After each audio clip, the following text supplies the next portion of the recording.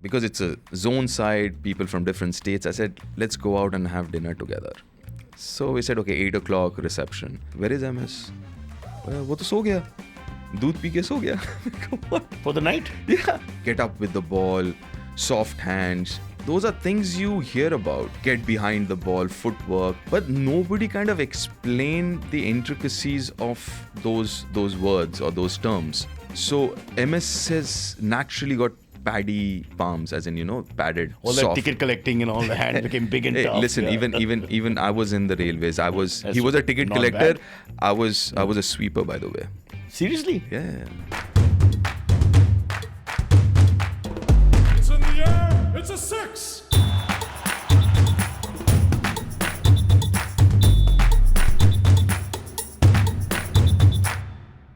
Welcome to a century of stories. Cricket brought to you by IDFC FIRST Bank, now recognized by Forbes among the world's best banks of 2025. And speaking of 2025, I want to go back in time here on this episode. Deep Dasgupta joins us, a pundit above all, a lover of the game, and of course played for India, made a century, and is now one of the best commentators, highest paid, I'm told, that's going around the world. But today the topic is the evolution of wicket keeping. That's your bread and butter in a sense. So I think you're the right guy to talk about this, because I want to start right at the back, going back, when we were young and following cricket. And the old days, I remember people like Bert Oldfield and Les Amis, names that people won't even know. They were keepers first and not really, known for batting. I think they're averaging in the 20s, 22 Bert Oldfield, I checked just before coming here, which is not much of an average. Yeah. And then slowly the world changed. I think Clyde Walcott of the West Indies, one of 3 Ws, had a 56 average and kept in many tests. But other than that, I couldn't find anyone. And if you go back to India, also our keepers before Farooq Engineer and Budhi Kundaran, they weren't exactly known for their explosive batting. Yeah, I think that's evolved. The role of the keeper has evolved over the years. They've always been decent batters, because as a keeper, I would like to believe, because it's about eye-hand coordination, both keeping and batting. So if you're a keeper, you would have those basic requirements to be a decent batter.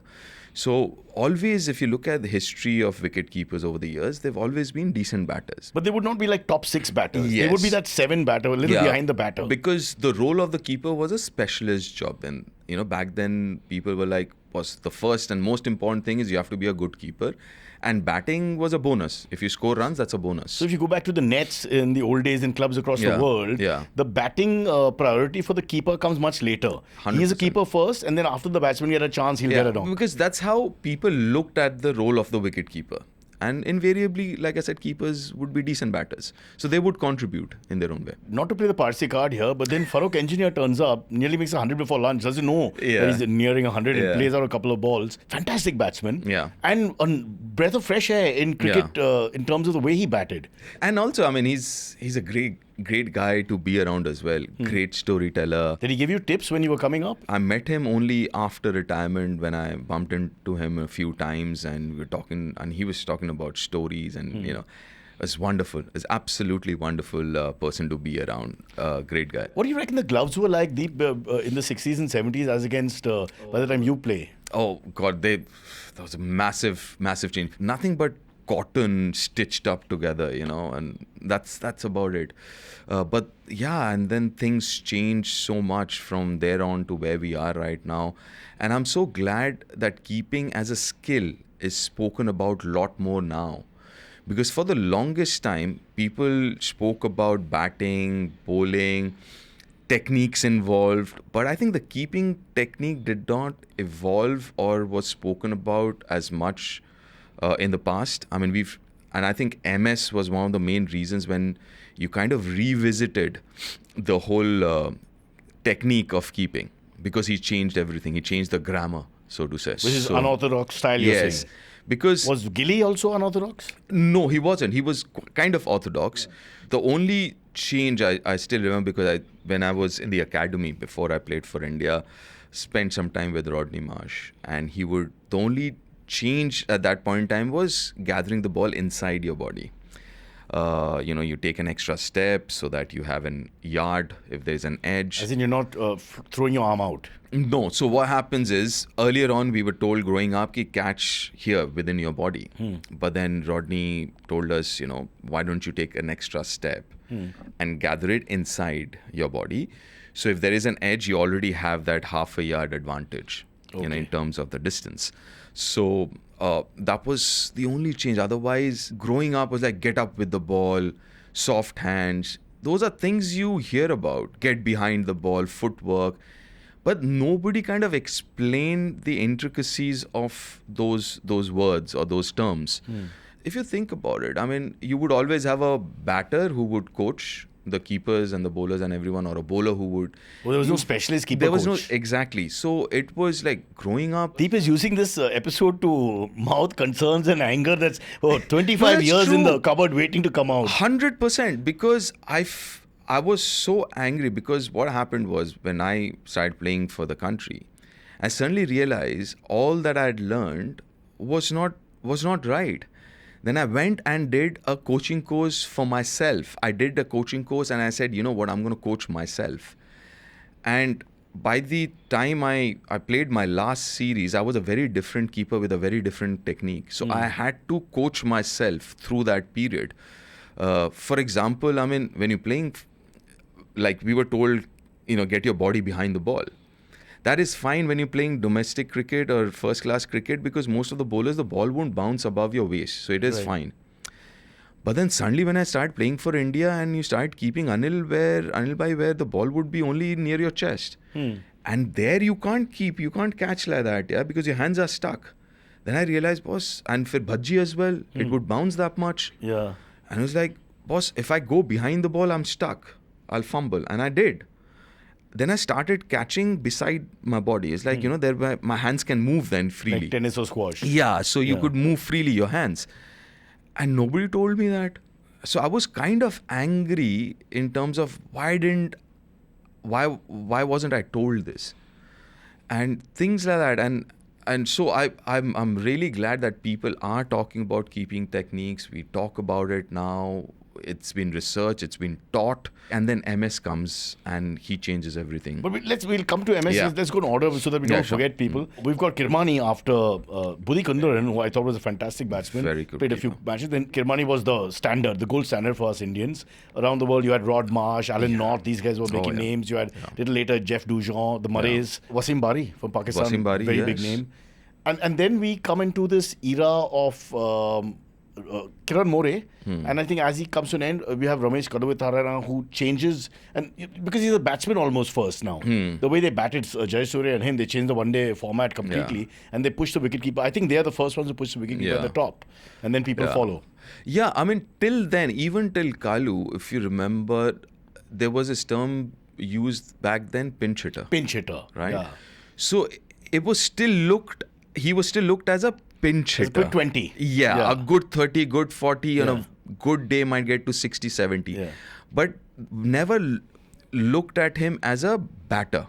Forget keeping as a batter, So I think, things started to shift from there on, those mid-90s, late 90s when Kalu and Jayasuriya started opening. But then I think by the time Gilly came in, was like by then early 2000 late 90s, it was like, boss, as a keeper you have to bat.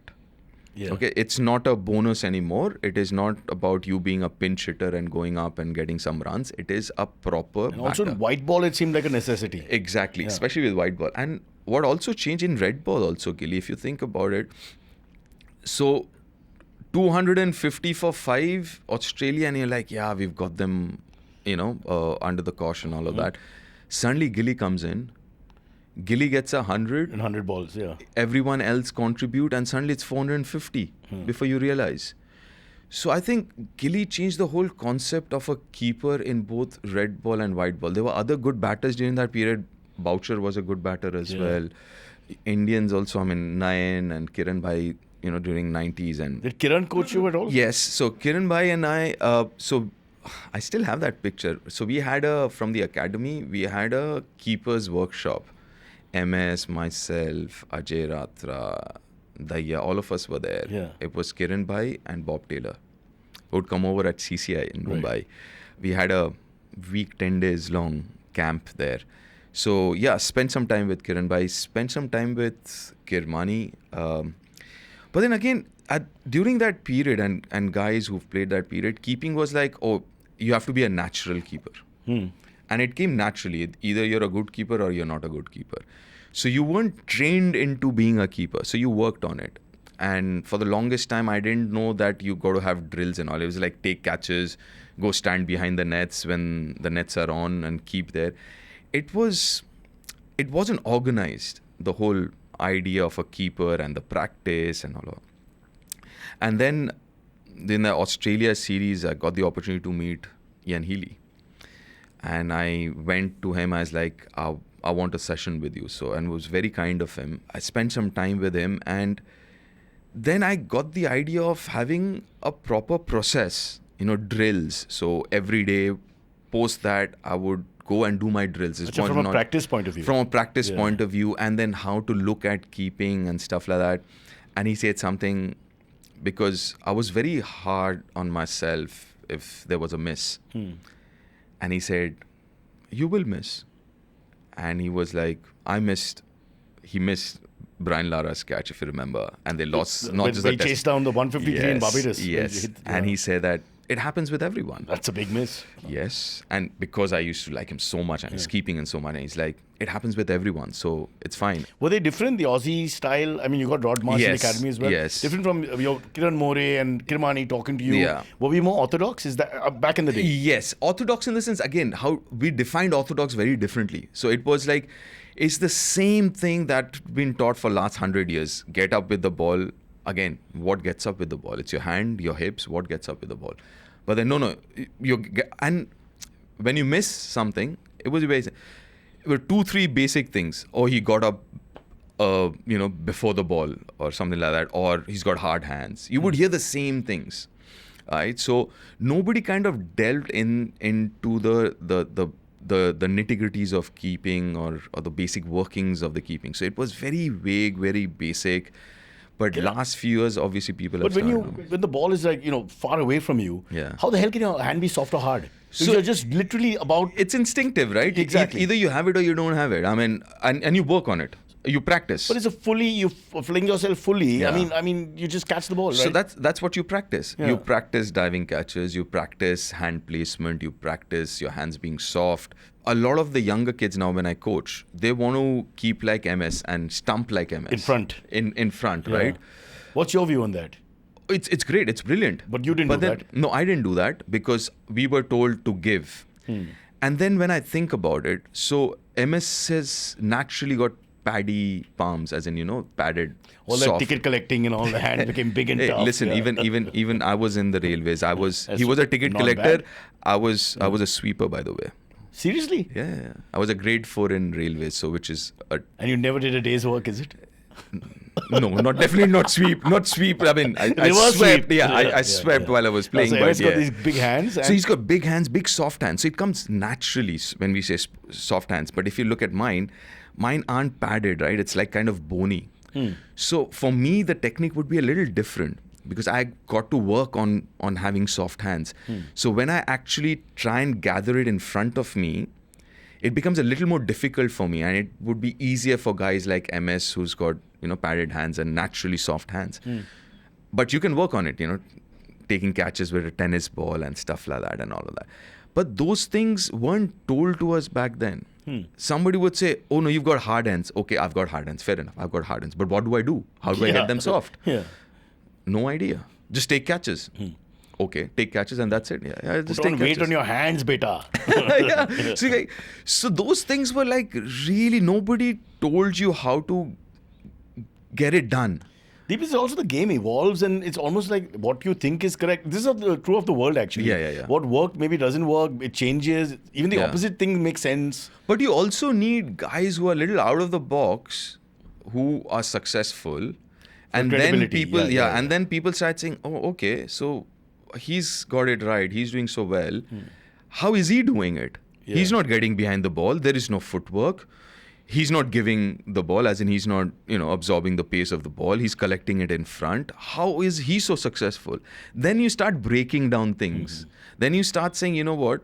And I always believe they're part of technique. There are things which are, are must-haves, and there are things which you can work with, or work around rather. So then when someone like MSD comes your way and he's like, oh, he's so good, but he's not, the usual orthodox keeping technique and all, then you start kind of trying to understand the mechanisms of it. And then you okay, then you change your ideas. See, MSD is like that, but going back, Kiran More was a pretty good keeper for the very time. Good, very good. Very orthodox, right? Very orthodox. And across the world, Australia, England, he's keeping everywhere, and spinners, pace bowlers, etc. And with a very good record. So it's not like there's one way to do anything. Very true. IDFC First Fact. One of the most influential wicket-keepers of the 21st century, Adam Gilchrist, won 73 of his 96 tests he played in his career. That means a winning percentage of 76%. Now, Gilly quite remarkably started his test career with wins in all of his first 15 tests. Not to forget that he also won 3 ODI World Cups from 99 to 2007. Let's go back to the wicket-keepers themselves. So Kiran More, Saeed Karmani, Kiran More, all good. Nayan Mongia is the first one you would say who's a very decent bat and makes some good runs for India. Yes, he was. He was a very good keeper as well. I think one of the best keepers to have kept Anil Bhai was him. On some really turning tracks, which are difficult, right? Soft hands and everything that you would want. I mean, it was brilliant. So then when the sort of mystery spinners like Anil Kumble bowl, are you reading what he's doing or just out of practice? Oh, you have to. No, you have to read. So you're reading from his hand? From his hand. So one of the first things that at least I did, and I tell people, I'm sure all the keepers do, is when you keeping against a bowler. So I when I went and I first did a session with Anil Bhai, I said, can you please bowl 10 balls? We would, something we call single wicket. So it's the bowler and the keeper, that's it. Yeah. And I say, can you please bowl all the variations that you have so that I know what's coming out of and try and read out of the hand. And obviously he bowled. Then I saw that googly, the little finger would go up and, things like that and the different variations. So you've got to know that. You've got to know as a keeper what your bowlers can do and read out of their hands. So Bhaji, I asked him at that point in time, Dusra was on. So he said, can you bowl that Dusra? Also, he had a steep bounce off the wicket. Yeah, must have been tough to keep, no? 100%. I mean, that's what I'm saying. I mean, all my life I had a technique and I was told this is right, where when I came at this level, I was like, no, this is not right. I'm doing it wrong. And then I had to go through this whole process for a year and a half to kind of change my technique. And then I started thinking about keeping. Because before that, it was natural. You take catches. Like I said, it wasn't organized. You take catches, you go and, stand behind the batter while the net is on and do it. But then you start thinking about it. And then I said, yeah, because I thought I wasn't getting too much of help from the outside. I was like, I'll start coaching myself. Well, coming back to the chronology then, Nayan Mongia, I think 2001, around that time, suddenly, quite a few of us played, yeah. And then we have a flux of wicket-keepers. Yeah. Samir Dege comes in. Sam Diggs came in. Vijay Daya came in. Vijay Daya, Ajay Ratra. Ajay Ratra. Then, and Sabah Karim. Sabah Bhai, yes. Sabah Bhai came in. How good were all these? We had 4 or 5 keepers. Yeah, all good keepers. All decent bats as well. Yeah, all good keepers, decent bat. I think when I got in, and during that period was a time when I think everyone started looking at keeper as somebody who has to contribute with the bat. Yeah. It's not just about keeping; you have to do it. Because by then, obviously, Gilly was there, and that space had changed completely. And I guess maybe Alex Stewart, again, those guys were a little bit of an aberration, and Sangha came in during that period and a little after that. Yeah. But those guys were aberration because they batting were at 3 and keeping or batting at 4 and keeping, which was unheard of. That was unheard of, and that is difficult because I did it for a fair bit. That is you chose to go up the order, or they wanted you to bat there? What did Deep Dasgupta want to do? I wanted to go up the order. What actually helps also as a keeper is if you've kept wickets, you've got used to the pace of the pitch, the bounce and all of that. That helps as a batter as well. And same thing, if you've batted, you're keeping, you understand where to stand. But in red ball, what about the tiredness factor? You've done 150 overs of squatting. Yes, and then you go back to the biggest challenge is the physical side of it. I mean, getting tired and all. I think that Mohali test match, I think I was only out for 3 sessions out of whatever. Because you batted a lot and then you kept. Batted and then kept and all of that. There's a Ranji Trophy game where I batted and kept. I was on the field for 3.5 days, 3. Without stopping. Yeah, without I think I was only out when I got out. I kept for 200 overs and then. So those listening, don't be a keeper if you're a lazy guy, because there's no way out once you keep. Yeah. So, but that also helps. Like I said, I mean, it does help from that perspective. But the biggest challenge, obviously, is the physical side. But then we had 4 or 5 of you fighting for a spot in a sense for a little while. Yeah. I think Sabha gets injured and that ends his career, sadly. Vijay Daya was there. Vijay Yadav was there. Vijay Yadav also. That in the 96, 97 during that period, Short late 90s. During that period, there were quite a few of us who came and played. As you're fighting for that spot, also DK turns up, right? Yeah. I think DK turns up before... no, 2004. So he came in around 2003, 4. So his debut was 2004. But before MS. Before MS. Yeah. So I think 2004, first part of the year, I think DK makes his debut. So DK was also known to bat. Yeah. You're known to bat. Ajit Ratra known to bat. Sabha Karim known to bat. So it wasn't... I mean, by then... If you're a keeper, you have to bat. So that whatever pure keepers were there who are not very well known for their batting were now slipping down the radar. So yeah, true. To a certain extent, yes. And obviously by then, white ball cricket was a major thing and all of that. You needed to be not just a batter, a certain kind of batter. Things had changed by then. But by then also, our generation, you were kind of... Because by then... Boucher was playing, Gilchrist was playing. So you knew that, to make a mark or go to that next level, you have to be a decent enough batter as well. So I think most of the wicket keepers by then, by the mid-90s, had started working on their batting seriously enough and started to look at themselves as somebody who could bat. Let's talk quickly about how Rahul Dravid had to become a makeshift keeper. Yeah, I was on that series actually. It was in South Africa, and it didn't go down well with me, to be honest. I played the first 2 games, something like 2 games, 3 games, or whatever it was, and then Saurav calls me and says, "You know what? You're not playing," and I was like, I was the only keeper. There was no second keeper. Yeah, I was like, "What do you mean I'm not playing?" He's like, "No, you're not playing. Rahul would be keeping." I said, "What?" And he didn't even keep in the nets. He obviously wasn't carrying his kit either. Right. So he had called up the manufacturers to ship it over before the next game and all. So whose idea was it then? I believe they wanted the Saurav's extra only. bat. Yeah, so they wanted. But where were you batting at that point?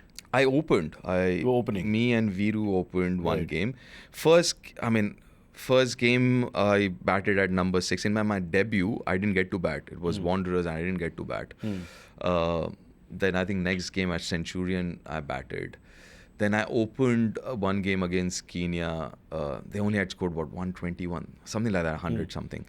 And then Viru and I batted and we won by 10 wickets. And they still didn't play you in the next one? No. So I think looking to play an extra bowler, I think wanted to play both Bhaji and Anil Bhai, something on those lines. So team balance being the and then obviously also wanted. Which is fine by everybody except the person who gets the shaft. Yeah, and because Rahul Bhai wasn't a regular keeper, so you're like, I started doubting myself, how it is. Oh, so it's like, right. Man, it's like, why would you prefer him? Yeah, it's like. Obviously, I didn't understand because I was looking at it from my perspective. But obviously, the team management, Saurav, was looking at it from a different perspective, from a team combination, this thing. Well, they could have dropped one of the big batsmen and brought him in. That's what. So they didn't want to compromise with the batters and also wanted to play an extra bowler. So I think if you were a politician, that's what we call compromise, brother. Yeah, and then obviously, he went and kept for a good 2 years or something. And then obviously 2003 World Cup and all of that. Till the time I think MS came in, they were still struggling to find that right balance and then say, you know what, MS is here and time to move on. This phenomenon comes from Ranchi. Yeah. And nobody can, as you said, he was unorthodox. So initially people were criticizing him as well? Yeah, 100%. First time I played against him was, back then, Jharkhand wasn't there, was Bihar. Correct. So it was a Bengal-Bihar game. And then we played together in the East Zone side. You kept? Yeah. So did he come to you for tips and stuff? No, MS was... Back then as well, he was like this. He was... so I was leading that East Zone side and Mihir Divakar, another player from Bihar. So I was like, we were in, I think, Jalandhar. somewhere in, I think, Amritsar or Jalandhar.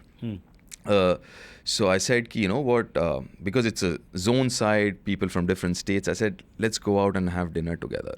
So we said, okay, 8 o'clock reception. So Mihir comes in, I was like, where is MS?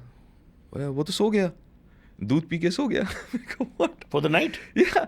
So he was like that. I mean, I just saw him on the field. So generally what happens when you have two keepers in a side, so you help each other out, right? You know, if these are my drills, these are his drills, I'll give him catches or, you know, help him with his drills. He's going to help me with mine. So practice session, MS was like, I said, MS, karte hain saath mein? He's like, yeah.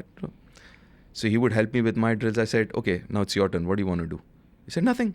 I said, what do you mean nothing? He said, no, I'll go bowl. He went and started bowling in the nets. So you wouldn't practice? No. Even now it's the same. He barely, he takes a few catches. But how do you get that good? Look at his batting as well. Technically, when you look at him bat, you're like, yeah, he doesn't have the technique, blah, blah, blah. But look at his numbers. And he's got 200 in test match cricket, man. So, but he's so mentally strong. His reading of the game, his understanding could you tell of the all game. I couldn't initially. Initially, I was like, yeah. He's just a quiet guy. Yeah, he's just a quiet guy. He still is.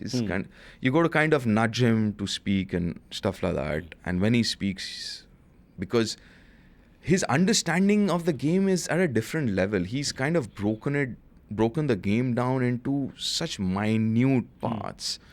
Then you're like, oh wow, you know. And so his game is very mental. It's not very physical. Physically, it's there. Obviously, it's there, but the success behind someone like MS Dhoni is his mind more than the physical side of it.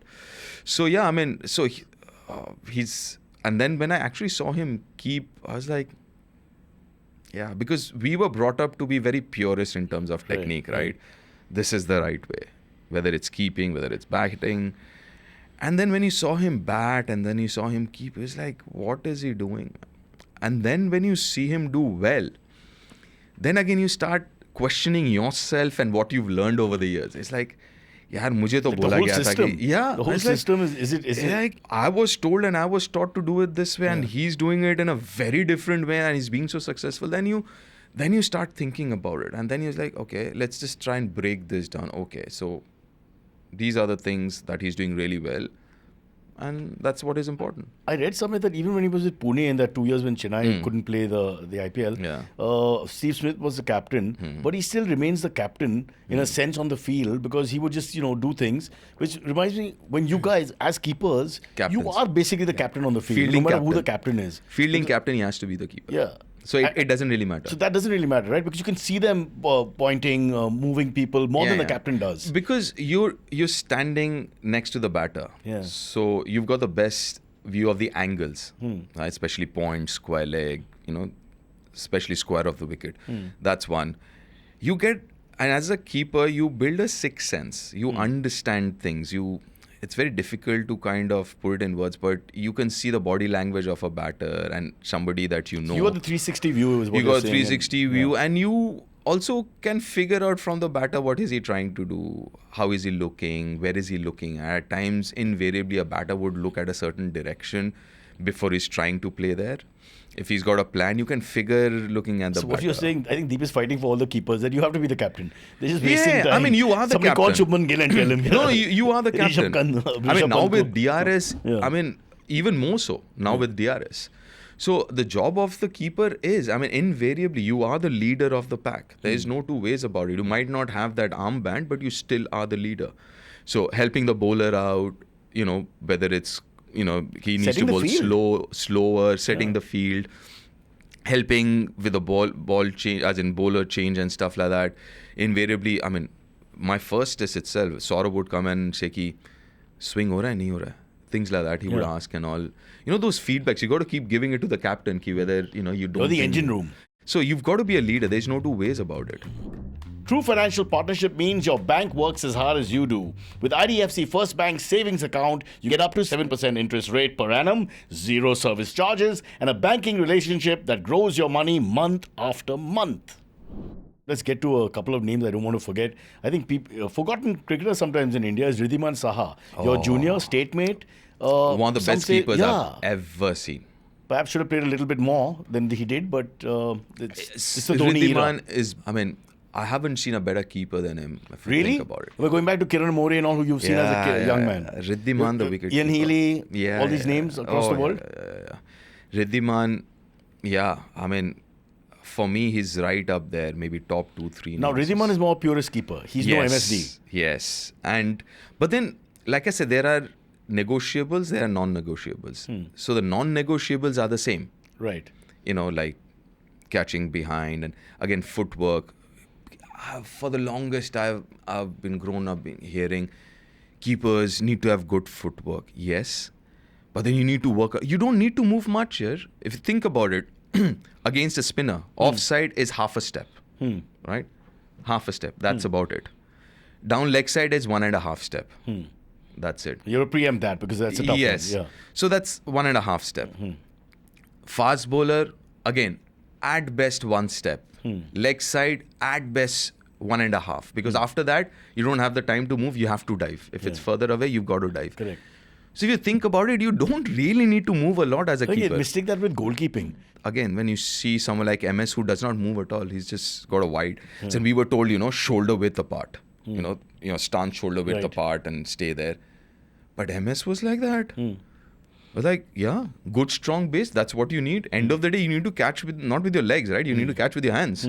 As long as your hands in the right position, you need a good strong base. But again, Saha was the old-fashioned. Was old-fashioned. What Riddhi was brilliant at was, again, he was a natural keeper. His hands were brilliant. And so his hands were like, you could compare that with Nayan. Soft hands, brilliant positioning. And he was just bottom line. What is your relationship with him like? Because you're the senior in the side and, in a sense, the duplicate. So Riddhi came in when I was the captain. Bengal had won under 23. So the secretary said, we need to promote few of these guys. And I was like, who do you want? So the secretary said some names. I said, no, let Riddhi be part of the side.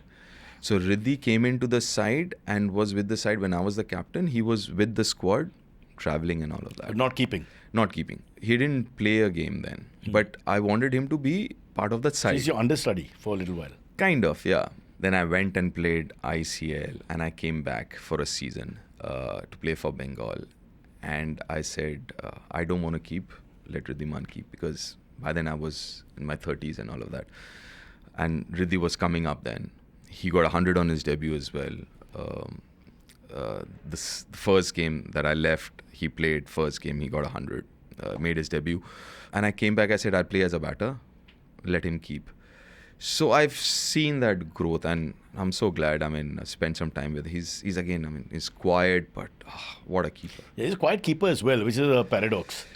Not too much chirping. And I kept telling him that, Yaar, Riddhi, you've got to open up, you got to talk, And my thing was very different. I was like, you got to talk to the media. He would. Can you tell me how many interviews he's been part of the side for literally the good shadow. 7, 8 years, 10 years. Yeah. He's been part of a red ball squad for 5-7 years. Yeah, when MS was there, he was the understudy under with MS. You never see him, you never hear of him. There's no pictures. I still remember I had this chat with him in Bangalore. Right, he was there in the academy. I think he had an injury or something or whatever. And I was like, dude, you got to talk. You got to let people know that you. But there's that old cricket adage that the best keepers are the ones you don't remember because they're that good that everything went smoothly. Yeah, there's this test match of playing on a rank turner. He didn't give one bye. I didn't see a single fumble. I was like, wow. And it was turning, was Ashwin bowling at his best, Jadeja bowling at his best. And he didn't miss one single ball, man. I was like, wow, that's one of the greatest display of wicket keeping that I've seen. Wow. Which brings us to the present day. We've now got Rishabh Pant, arguably God knows where he'll land up. The only little criticism is why his red ball statistics so good and white ball, not bad, but not as good. Because white ball, I think he still hasn't figured out who he is as a white ball batter. Keeping, again, we're not talking about keeping per se, but predominantly as batter. I think he still needs to find, I think he was getting hold of it when obviously that accident happened and stuff like that set him back a little bit. I still remember he got this 100 in a one-day game in England was a brilliant 100. Absolutely brilliant. That's when I thought, okay, he's getting the hang of it. He's getting the hang of Also, where is he white ball batting cricket. in that lineup? Exactly. Even now, let's look at this IPL. I thought for the longest time when I looked at that side, I said he's going to bat in the top 3. But I saw him coming out at bat at 4. I still think his best position is, the 100 that he got was batting at 3. But it's a tough one when you have Puran and Mitchell Marsh in the side because you want them up as well. Yeah, but open with Mitch. Markram for last 2 years has been batting at 4 and he's doing a great job at Correct, 4. yeah. Markram also struggled opening the innings for the first few games because he had to change his game because he had set himself up as a number 4 in T20 and is doing well. So I thought, okay, if Puran is batting at 3, he'll open with Mitch and Markram bats at 4. And so I still think he's still trying to find that out. And also his red ball, white ball is like Viru. Yeah. Viru, when you look at him as a batter, you will say, oh, he's a perfect white ball batter. But if you look at his numbers, he's a red ball great. So I think something on those lines with Rishabh as well. I think he's found his place in red ball cricket right now and is very comfortable with it. And he's a match winner. He's a proven match winner. There's a little competition. There's Sanju Samson. There's Dhruv Jurel. I'm putting them all together here, not white ball, red ball. There's Jitesh Sharma. Yeah. There are a few names on the horizon also. There's some younger ones coming up. Yeah, KL as well. In KL white ball keep, cricket. Yeah. So I think, white ball cricket, yes, I think at this point in time you have a lot of competition. Red ball would be a little less. Red ball, I'd say maybe Dhruv Jurel right now. So, but I think red ball, not an out of doubt in my head. Red ball cricket. His batting is just too good. Yeah, his batting. His keeping as well. I think he's a much improved keeper. But he's batting at 5 for us consistently now for a couple of seasons and more. So that's like a proper batsman. Yeah. So we've come down 100%. To the batsman who's keeping. 100%. And you know what? Was 6 at best occasionally. Rishabh Pant, the batter, and I've seen it. I've seen him terrorizing the opposition, the bowlers. England, all right? He's just come out to bat. He hasn't faced a single delivery. Jimmy Anderson bowling. He's got a deep third, as in a third. He's got a long on. He's got a deep... First ball? First ball. Where does it go? He defends. But that's fine. He fooled them. Yeah, he defends. No, but I think the second or the third ball he steps on and hits him over extra cover. Yeah. Matter of time. So, but that's what I'm saying. Someone like Jimmy Anderson, he's a legend. He hasn't bowled a single delivery to this kid. And he's got deep fielders. And that's the kind of aura this kid has. And I hope he doesn't change. I just hope he doesn't. Just a quick word on T20 leagues, IPL especially. Does that mean the popularity of the wicket-keeper has gone up? Everybody wants more keeper bats? Yeah, that's a necessity, isn't it? You've got to have a keeper. But they'll have 2 or 3. If you look at some of the sides, you have 3 that can play in the top 6. And that's what's been amazing last few years. And I think back, I was like, maybe if this concept was still there when I was playing, maybe I would have played a little more, if not as a keeper, then a batter. But then, now you see almost Sanju every... Samson, Dhruv Jurel, back to they back. They have 2-3 keepers in every playing 11. England played a test match, I think, with 3. 3, yeah, exactly. Jamie Smith and, all these guys, So obviously, that because now keepers are also proper batters, now the question is if the batter... and the wicket-keeper batter, who's a better batter? If the wicket-keeper batter is a better batter... The batter goes. The batter goes. Yeah. So then you have, 2 keepers, 3 keepers playing in the same side. It didn't happen when they took Rahul Dravid to set up the balance. Could have dropped the batter there. Nobody wanted to call that out. Yeah. So, obviously, that way, the demand, if you want to call it, has gone up, yes. Demands for keepers have gone up and what they offer has gone up.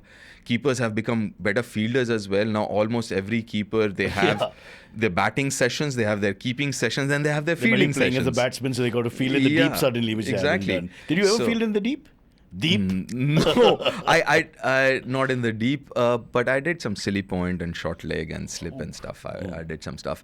But this has been, period. IPL's been good or franchise cricket has been good for players, period. I think the 2 skills or the 3 skills are helping people as against the one-dimensional player. Yes, and that's helping keepers because also you're looking at keepers as all-rounders now. you're not looking at keepers as a Rishabh keeper. batting at 5 is as much. I mean, Yeah, I mean, you got so many both them keepers like batted at Sanju 5, and yeah. all opening and all. Joss Butler, Sanju for the same side, 2 keepers there straight away. So I mean, it's wonderful.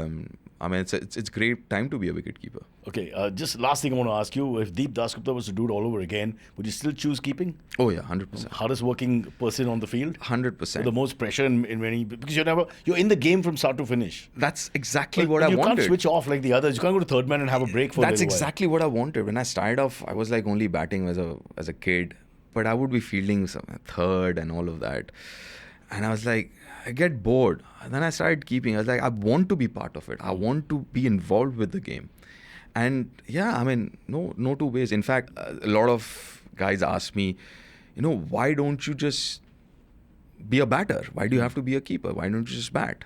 I was like, I don't mind doing it, but if you ask me what I am, I'll always say I'm a wicket-keeper batter. I'm not going to change how I think of myself as a cricketer.